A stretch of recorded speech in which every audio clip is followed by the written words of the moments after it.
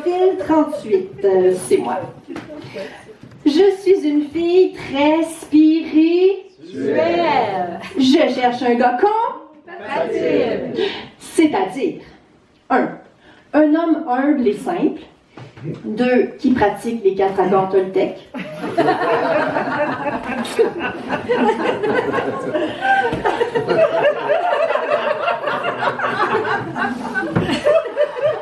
3.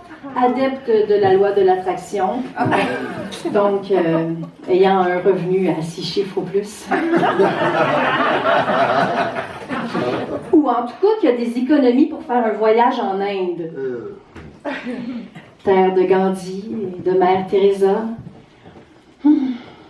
Pour aller vivre dans un ashram où on mange presque rien et qu'on dort sur des petits tapis en paille.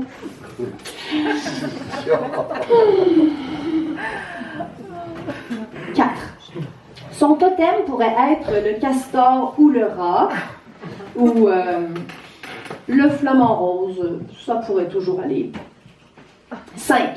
Un homme équilibré, capable de maintenir la posture de Dandaya, celle-là, pendant 45 minutes. 6. Un homme qui ne boit pas, ne fume pas, ne mange pas de sucre, ni de gluten, ni de produits préparés dans une usine sans syndicat, ni programme caritatif international.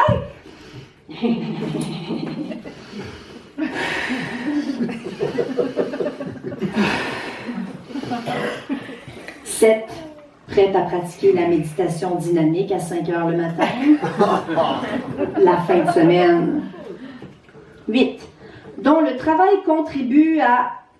Ah, là, j'ai pas pu tout écrire. Je pense qu'il y avait une limite, 8000 mots. Mais c'est pas grave parce que j'ai continué dans mon profil sur pourtoujours.québec.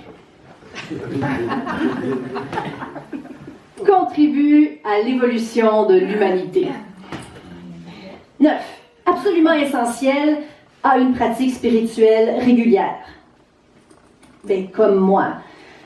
Dès que je me réveille le matin, je m'en vais tout de suite sur le coussin de méditation. Après avoir vérifié les messages des sites de rencontres. Puis consulter les 275 nouveaux profils. Puis envoyer des sourires à ceux qui me plaisent quand même un petit peu. Mais la pratique spirituelle, ça pourrait être autre chose. Comme un gars qui ferait du tai chi, ou des fins de semaine de rebirth, ou... un gars qui jouerait dans un mini jardin japonais avec un petit râteau. Je trouverais ça cute.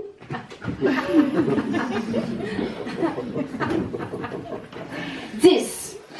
Prête à faire une relaxation au chant des bols tibétains avant toute séance de rapprochement corporel. C'est très important pour déverrouiller les portes énergétiques. 11. A atteint le stade de développement de l'adulte. Ça veut dire qu'il a compris qu'il n'y a pas juste ses besoins et ses critères qui comptent dans balance. Je le sais, c'est rare. 12. En excellente forme physique. Mais non, c'est pas superficiel. C'est parce que ça prend beaucoup de dopamine dans le cerveau pour atteindre d'autres niveaux de conscience.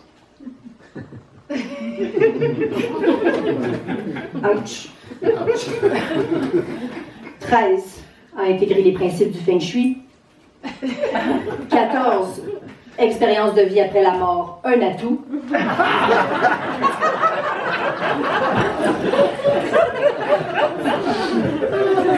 15.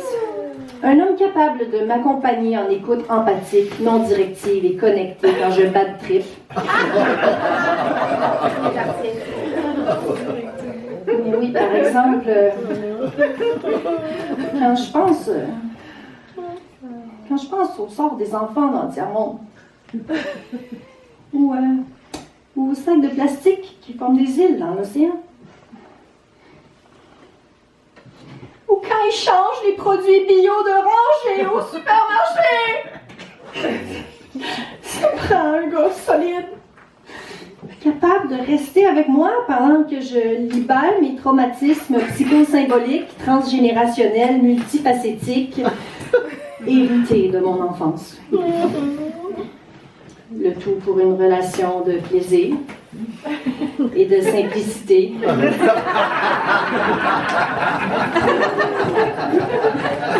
Dans l'amour inconditionnel et... Alors, c'est tout dans ce site-là? Bon. Finalement, je cherche une relation pas compliquée.